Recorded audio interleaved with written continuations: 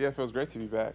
Uh, year 8, so um, the off season definitely flew by, but it's always good to get back with your teammates, get back in this atmosphere, get the new season, new journey started. Feels good. You in year 6 for this current regime, John Lynch, Kyle Shanahan. How do you think things have changed and kind of how would you say entering this camp might be different from maybe other camps you've come to? Yeah, it's definitely them being here 6 years now. It's definitely been a lot of consistency, which I didn't really see my first couple of years here, and with the consistency, what's expected, and all those different things are already established, and so that's the players who have been here continuing that, and then bringing the younger guys into the fold, and bringing them along with what we already have kind of going on. So definitely see that consistency, them being here for this many years now. You describe the defensive line's depth as camp starts? It's crazy. A lot of depth for sure. A lot of talent. A lot of great players. I think we have a bunch of guys that can start, here or on other teams as well too. So it's going to be fun taking the field with them and getting better. It's when you add some new pieces, you got to build that continuity, and so it's definitely going to be fun doing that, going out there and practicing and finding ways to get better together. Kyle has made it clear that it's Trey's team, and here we go with a new quarterback. How much responsibility do you feel as a defense to make sure that he's successful, that he has a chance? Obviously, that was a big part of Jimmy's success was this defense. 100%. I feel it's very important, especially you have a younger player. And to be honest, quite frankly, I'd rather be on a team where, me and my defense is the reason why we're winning games. Obviously, I'm a defensive player, so I have that mindset. And so that's how we take the field. Like, we're not waiting on heroic moments by a quarterback or our offense. As a defense, if they don't score points, then we're going to win. So that's the mindset. And I think that Trey coming in and really taking, leadership over the team, he's not doing it alone. We have a whole talented roster of players, top end, from top to bottom, who, are going to go out there and, play for one another. And Trey just has to come in and, do his job. And so it's not all that pressure, really, especially being on an established team. It's not like a situation where, you bring in a young guy and the team is in, disarray, and, the quarterback has to, do so much to, really help you win games. So it's just, him coming and doing his job, which I think he's handled very well thus far. And I know that he knows we all have his back out there when we go take the field. At what point was it clear to you that this would be Trey's team? And what did he do maybe last year during this rookie season or during this off-season program that made you comfortable with, okay, it's his time now? I don't make those decisions, so she just told me that. They told me that Kyle said that before I walked in here, so I wasn't blindsided. But, I guess that's what we know now. And, I love Jimmy, love Trey. Like I said, I don't make those decisions. So if that's the decision they're, deciding to make, we're all with it. I know Jimmy's here. It was great to see him, play with him for, this many years. And, I think that he is a perfect guy to have, kind of in this situation and to help, kind of pass that mantle. So I'm excited to see, what happens for Trey, and excited to see what happens for Jimmy as well. The cohesion with the rest of the defensive linemen. Where do you think things are now between you and Javon Kinlaw, and how much kind of work you'll need to do with him, this offense, to kind of get that cohesion? Yeah, me and JK have been working together for these past 3 or 4 weeks. I came back out here to the Bay Area a few weeks ago, and I was going back and forth from Sacramento, and he's been looking great. And he's definitely going to be a big focal point to our team, and not just him as well too, all the rest of the D linemen. But I definitely love spending some time together and working with him this off season, and I'm definitely excited for him going into this year. Being healthy and being able to show what he can do. Is there a way that you let you, I don't know, spread your wings a little bit as a defensive player and show that you can do more than maybe you did in the past? And do you think you're still an ascending player in your 8th year? I think I've been used various ways my entire career. If you remember, I got in the league in 2015. We ran a 3-4, so I was a 4-eye, 2-gap defensive end. I did that. Played a little bit of nose guard throughout the years. So I played in a 1 technique, played in a 3 technique. Coach Chris Eric got here, and I played in a wide 9, and I pass rush from the inside. So I think I've been showing my versatility kind of my whole career. And as far as an ascending player, I mean, I definitely always feel I have things I want to work on, room for improvement. And, that's my responsibility each year is to, whatever role they put me in, to be dominant in it and, help our team win games. And, that's what I'm going to do. So. D'Amico grows as defensive coordinator over from last year to this year. And what has he brought to you guys? Yeah, just continue to put his stamp on, what our defense should look like. Coming in, you have to try to find your kind of identity and your voice as a coach a little bit when, you have a bigger responsibility or a bigger role. And I think he's just continued to improve and kind of settle in, throughout coaching more games, being in certain situations, coaching in playoff games. So as the more experience it comes, just like as a player, as a coach, the more experience comes, the better and better you get. The more experience dealing with, different players in different situations and, different lineups and adjustments throughout the game. It just makes you a better and better coach. So I think he's going to continue to get better and better. And I know this, this off season, his first year being a coordinator, he's had a lot of time to, kind of debrief on, how last year went and kind of tweak those things, moving forward. So I would say, him being a former player, that's something he's used to is, self-scout. And so I definitely expect to, to see a improved and better version of him, as we move forward. And he's been so great for us thus far, so I'm excited to continue playing for him. Nick Bosa was brought along last year after the knee injury and slowly in training camp with an eye on the first week of the season, and he had a really good year. What do you expect to see from him with a full season under his belt, a healthy offseason, and a total run-up to a season? Who knows?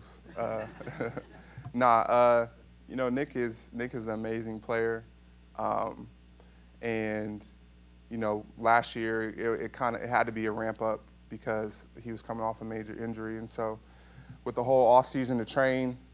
He was training, but with a whole off season to train without worrying about the knee, I think it's going to be, super helpful for him as well too. And I expect to see, a bunch of similar things happen this year, and even better. So I'm excited to take the field with him too. And guys getting acclimated to your group, but it seems like you get guys that come in for a year or two that are super productive where they haven't been at other places. What is it about this group and how you guys work that allows that?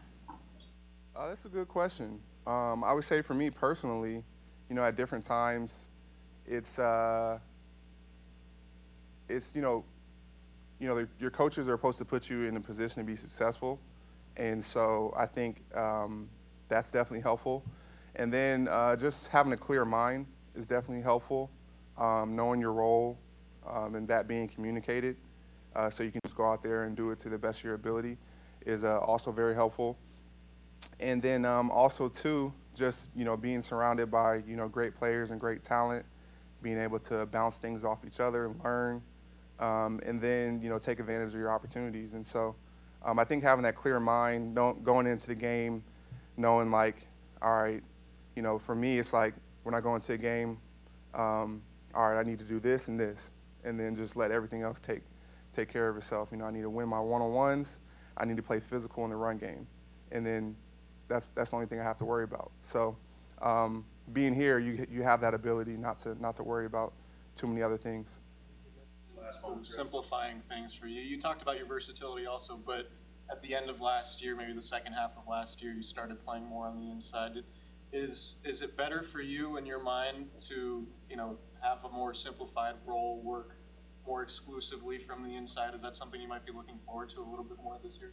Yeah, I'm definitely looking forward to it. I think that when I was playing in, I've always played inside on passing situations, and when I was playing in, obviously I was at in to shut down the run game, and teams just started running the ball away from me, so I wasn't as involved into the game. And I think playing inside with my ability, which might be tough for some people, but with my ability to be more involved in the run game, not allow teams just to kind of run away from me, and then also to have more opportunities rushing against guards and on the inside where I predominantly do on third down. I'll get more of those opportunities throughout the game on first and second down. So I think it'll be good. I'm excited for it, and I think I can dominate in this role as well. Howdy. Hey, everybody. Oh, nice to see your beautiful faces. Goodness gracious. Hi, everybody back there, too. Oh, it was wonderful. I got a question for you guys. Who would win in a fight, a grizzly bear or a silverback gorilla? This is an argument I had in my group chat today. Okay. So I'm pretty sure a grizzly bear is actually way bigger, and it has daggers for hands. So, yeah, I'm going to go with the grizzly bear, too. So anyone that said silverback, can you leave, please? It's tough. That's tough for you guys. Trent? Yeah, well, he's a hybrid, so that doesn't classify as a silverback. My off season was wonderful. Are you talking about just these last 40 days away? Sure. Yeah, sure. Oh yeah, it was a wonderful time. Tight end U was a wonderful experience. 85 NFL tight ends. That was a blast. Got to go to Mexico for Trent Taylor's wedding, so that was always a good time. Yeah, just enjoyed my time in Nashville. The work aspect of your off season, anything in particular that you really focused in on that became kind of what you wanted to emphasize to get ready for this training camp? Well, because I didn't really do a lot of football this offseason, leading up, through OTAs and stuff. So a lot of my stuff was just get my body back to the explosive movements of cutting and running routes, and having to block guys like Nick Bosa for all the training camp. So just trying to get my explosive speed, all that stuff back. Just definitely a lot of balance stuff, and as much rehab as I could possibly do, just get my body as healthy as I possibly can be going into training camp. Do you feel like when you meet up with all those tight ends that you are learning something new every time you do? I mean, literally, like, my favorite thing about it is when you have 85 guys in the room and then you throw in, like, Dallas Clark, who's a legend who played at, I'd say, a pretty high level for his whole career. Just, like, the way guys think about the game is, like, kind of my favorite thing about it is, like, guys' mindsets when they go into, or how they attack a workout, or what their mindset is going against a certain coverage. And just, like, listening to different guys talk about it, because how Travis Kelce describes it versus Greg Olsen versus Dallas Clark are three completely different descriptions of how they attack certain coverages or leverages. And so while each one might have worked for that person, being able to just kind of grab answers from each one of those guys, and because, like, I don't move like Travis does, but I might move more like Greg does, but just being able to see those comparisons and how different it is really, it's just kind of fun to pull all that stuff and put it together. With Kyle Shanahan telling us that this is now Trey's team. Did you see that? Yes. Nice. How do you anticipate that impacting your role where a young quarterback often will look to a tight end? I can't wait. I think that's a great idea. I don't know. I think I've had pretty good success with every quarterback that I've played with so far here, and luckily too, I played with young quarterbacks when I was also young. I mean, like CJ and Nick Mullins were both very young quarterbacks when I was with them, and just being able to build a relationship with them, as whether it's an outlet or hey, I'm just going to throw you the ball regardless. So I hope that you're open. That's kind of a relationship I hope to build with Trey, and just get the opportunity to get all these reps with him. It'll be fun. Trey definitely brings a completely different dynamic to the football field than anything I've played with before, so I'm looking forward to it. Garoppolo's in the building. Is this the first time you've talked to him since y'all put it out in your lockers? No, I saw him in Vegas once. That was fun. It was me, Matt LaFleur, and Jimmy G, so that was an interesting group. So I enjoyed that. But yeah, since then, no, I haven't talked to him in a long time. How does the mood feel in the locker room? Guys are excited. I mean, football's back. I mean, the start of OTAs and the start of the season, everybody's 0-0 and everybody has, huge dreams and aspirations. So like that's a very great energy to be around. But when you're also around all the guys on the team who have been here for a couple years, whether it's Bosa, Armstead, Jimmy Ward, McGlinchey, Trent Williams, when you're around all those guys, like you just have this, this energy where you want to get better, and you really have this belief in this team that we have all the key pieces to be successful this year. The circumstances that come together for you, Jimmy, and Matt LaFleur to get together in Vegas. And then Jimmy just happened in Vegas at the same time, so we convinced him to come hang out with us for a little bit. Yeah, and then you throw Alex Mack into that one. I mean, basically all the Niners that were at the Pro Bowl, plus some of the Packers guys and Matt LaFleur. That was an entertaining couple nights. Matt is just he was a good luck charm that weekend. What's the mindset of, the veterans on the team, the guys who have been through a couple of these playoff runs now, knowing that the expectation is to contend while you also are bringing along a first-time starting quarterback? Like, what goes on in those discussions that you have with the captains? Like, does the emphasis change knowing that you have an inexperienced quarterback now? I mean, I don't know if I've actually had a sit-down conversation with Trent Williams about Trey Lance yet. But I think the overall consensus would be that our best players need to play their best football. We need to do our best to make it as easy as we can for Trey. And while there's going to be ups and downs, we need to play at a high enough level where, if Trey has a game where he throws a couple picks, it is what it is, and we're going to be playing at it well enough where we can win those games. And if not, just encourage him to continue to get better, because I mean, just his progress from being a rookie day one of OTAs last year through training camp, through the season, and then through OTAs this last couple months he's gotten better. I mean, I can see that, and I'm not going to lie to you guys. Like, he has gotten better. If he stunk, I'd tell you guys he stunk. He doesn't. But he's gotten better, and he's going to continue to progress. And I think the more games that Trey plays, the better he's going to get. And it's just going to be up to us to be around him and to help him out as best we can. The different dynamic that Trey does bring, what opportunities does that open up for you on the field? I mean, I'm looking forward to a lot of plays that are off schedule. I mean, I think it's something I'm really looking forward to. I mean, you see a lot of I don't know if it's mobile quarterbacks, but guys that just are able to get outside the pocket and make those plays last. Instead of a 5-second play, it lasts for 10 seconds. It's hard to cover someone for 10 seconds, and I feel like I can get open from someone in 10 seconds. So I think Trey's gonna be able to do that a lot, and it's just getting used to that type of style of football. I see it. You see it in highlights every single week on Sports Center top 10 for other quarterbacks around the league, and I think Trey's gonna be able to do a lot of that stuff. Is there a way to really practice that effectively, or is it just a feel thing of like getting to know his tendencies and finding open spaces? Oh, I think it's a little bit of both. I think you can do scramble drills all you want. I mean, whether you just call a play and let Trey scramble, and it's just guys reacting to the spots where Trey wants to be. Guys that attack the ball, guys will go deep, and just getting used to that. And also, and there's a conditioning aspect to that too, because players are going to last a little bit longer, going to be running around the field a little bit longer, and we'll just get used to that, I guess. George, have you seen the woman artist on Twitter that draws Jimmy every day at Rita? What do you think of that? It's comedy. I have noticed that. I've been there a couple times. I think it's definitely entertaining. I love the internet. I think Twitter and the internet's always undefeated, so you can't lose. And so I always enjoy seeing those photos, and whether I'm in them or not, I find them very enjoyable. Mugs or anything? I've not. I did really like the South Park version, though, because she drew me as Cartman, and I thought that was pretty good. To Rita actually yesterday. The other day. You? Yeah, and I told her about your Joker tattoo. So if you had anything to say to her, what kind of drawing would you like to see?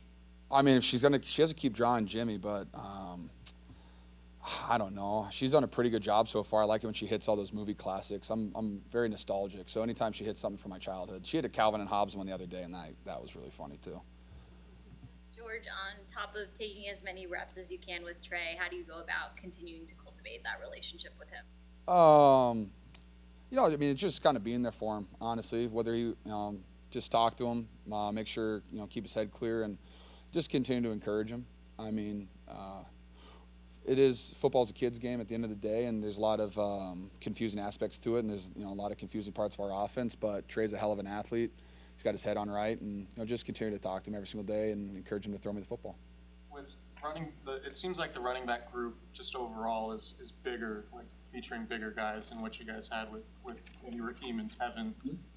Do you expect the running game to have a different look, maybe schematically, or how you guys approach that? I mean, it's definitely going to be different. I mean, Mike McDaniels, he did his own thing. He was very creative in how he put guys in certain places to get defenses to move to certain spots to let us run the football. But I mean, we're still the Niners. We're going to run outside zone. We're going to run gap scheme, and we're going to do a lot of bootleg play action stuff. So, I believe that we're going to run what we're really good at. And while, yes, it's pretty hard to replicate Raheem Mostert's speed. I still think we have fast guys, and we have guys that run downhill, and that's really all you need in the football room. As long as guys are running downhill and not going lateral, I think we're going to do just fine with our run game. Talked about the coaching staff and a guy like Brian Fleury bringing a new. Oh, thanks. You've seen it already this offseason. With thanks, Fleury. We talked about Fleury. What about Anthony Lynn? I know you're not in the running backs room, but is he bringing kind of a new schematic dimension, new set of eyes?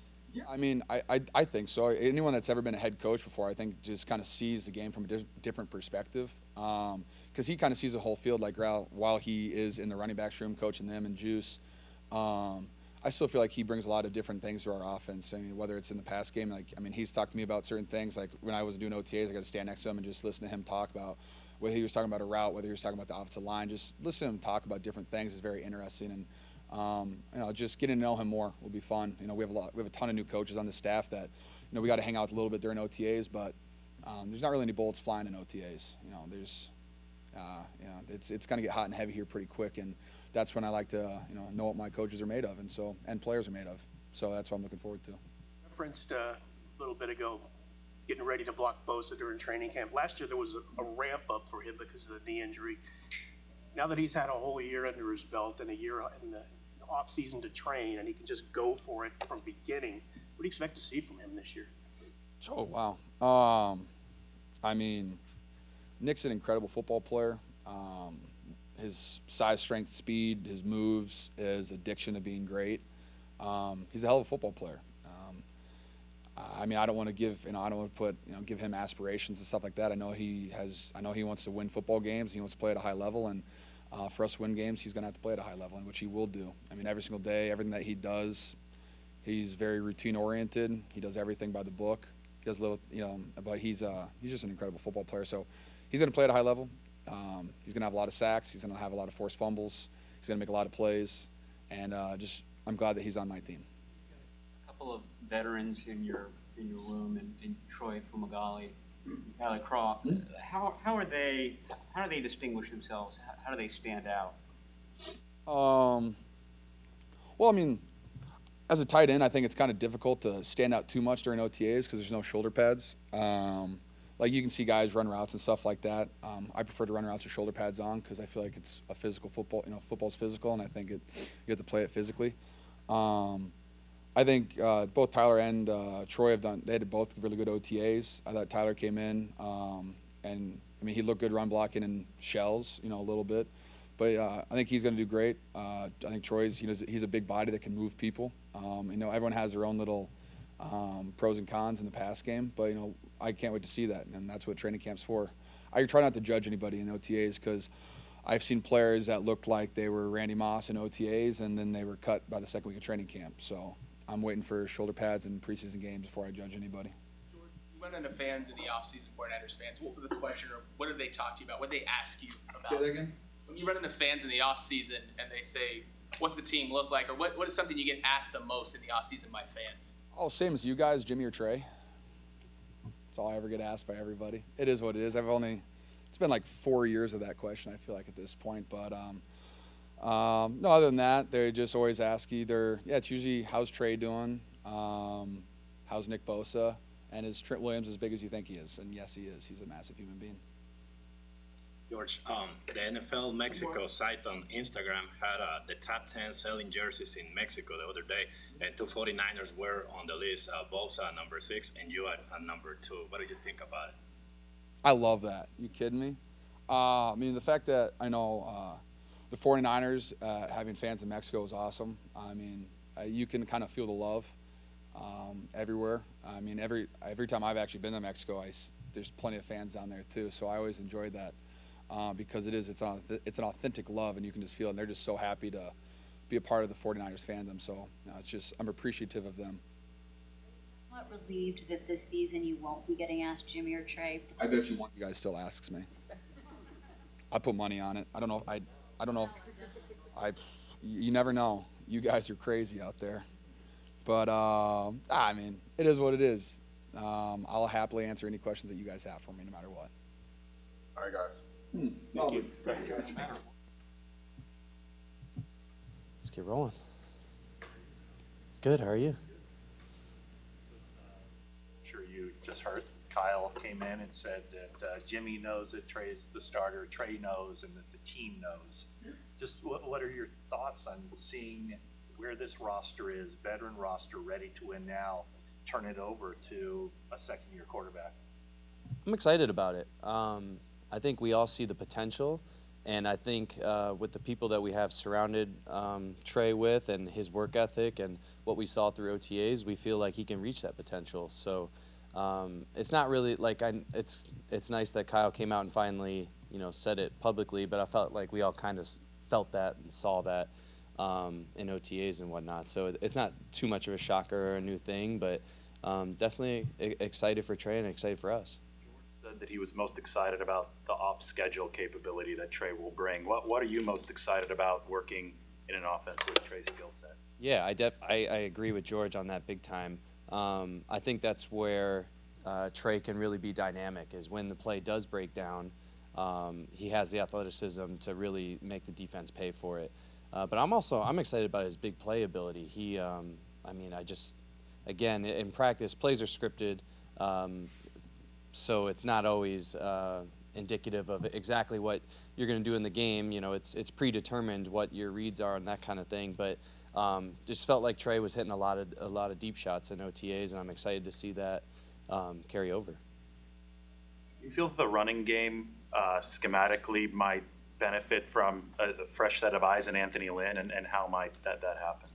No, I definitely think so. And the unique thing with Coach Lynn is that he's been in our system, he's played in our system, and like you said, at the same time he's got some fresh eyes. So you get kind of both of that, and I think that could be really good.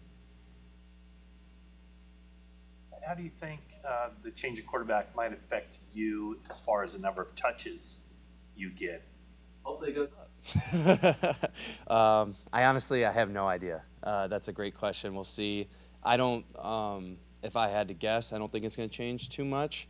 But I've been pretty open that I'm always welcome to more touches. So hopefully that does go up. Last year, are you kind of campaigning for that to happen again this year? Say it again. A little bit last year. Yeah. You campaigning for that this I'm year always again? campaigning, so that doesn't change. You look at this roster up and down. What excites you the most? What jumps to you? I think we have a really good combination of returning veterans who have shown that they can be dominant in this league, as well as some young emerging stars, guys that, rookies last year that started to make an impact down the line, and even rookies this year that I think can make a difference. So I think we just got a really good combination of those two, of the veteran and some youth. In your mind, what did the veterans and the guys who have been through a couple of these playoff runs need to do to make Trey's life a little bit easier in his first year? I think just continue to do what we've been doing. I really think that's what it is. Each guy taking it upon themselves to just continue to play the way that they have and not try to do too much. I don't think we need to change anything or do anything over the top in order to help Trey. I think what's going to help Trey is us just being the players that we are and continuing to do that. George joked that when he runs into fans and with us, he gets asked about Jimmy or Trey or a lot Jimmy or Trey. Is there a certain level of relief for you, for the locker room, to just know it's Trey and not have to talk about it anymore? Yeah, a little bit, and I definitely get asked the same question all the time. but again, like I said, like I feel like we kind of already knew that, you know, for at least for a couple months now. So it's not like, you know, a huge revelation today, but having Kyle come out and concretely say it, I won't have as many people argue with me when I tell him. Take you back to March of 2017. You were one of those guys, I think 9 of you up there on that stage, just signed with a GM and a head coach who signed 6-year contracts. This is the 6th year of this group. How, from year to year, you know, where are you now with this organization and what you see from the organization compared to back then? That make me emotional, man. That was a long time ago. It is crazy to think about us being up here 6 years ago. I think the only ones left in that group outside of John and Kyle are me and Robbie. But I remember in that time, I kind of felt like a freshman at college, and I felt like we were starting a new program, and that's really kind of what it was. I mean, we had basically cleared house. It was all new players, all new coaches, all that kind of stuff, and honestly, I have a huge sense of pride of where I'm at now from that moment, because I feel like we've succeeded in the goals that we had set out, and the culture that we've built, the winning mentality. I mean, the wins that we have had, you know, going to the Super Bowl, going to the NFC Championship. I'm just extremely proud of what we've built, and how now when new people come into the program, and each season as it rolls over, there's an expectation, and that expectation is to win, which I think is awesome. And then I think we've really, like I said, accomplished the things that we set out to do, and you know, now we just got one more goal, and that's to go get a Super Bowl. Well, there weren't any pads, obviously, in OTAs and minicamp, but you've got new personnel that are going to be lining up in front of you, center and guards. What have you kind of gleaned from them in their new position so far, the guys that you have options that have? Yeah, like you said, we're not, no pads on, not hitting. We had so many limited plays of actual full team that it's hard to say on the field what that feels like. All I can tell you is what in the huddle, and I can tell you that I felt confidence when I got in the huddle and I saw those not new faces, but they're in new spots. Seeing those guys and just seeing the look in their eye and the mentality, and just kind of the energy in the huddle, it felt good, and it felt promising. And so that's really the most I can take from it, and it was all positive. Is there a moment either last year or during this off-season program when you really became comfortable with the idea of this being Trey's team because of something he did in a game or a practice field, or something he said maybe behind the scenes? Yeah.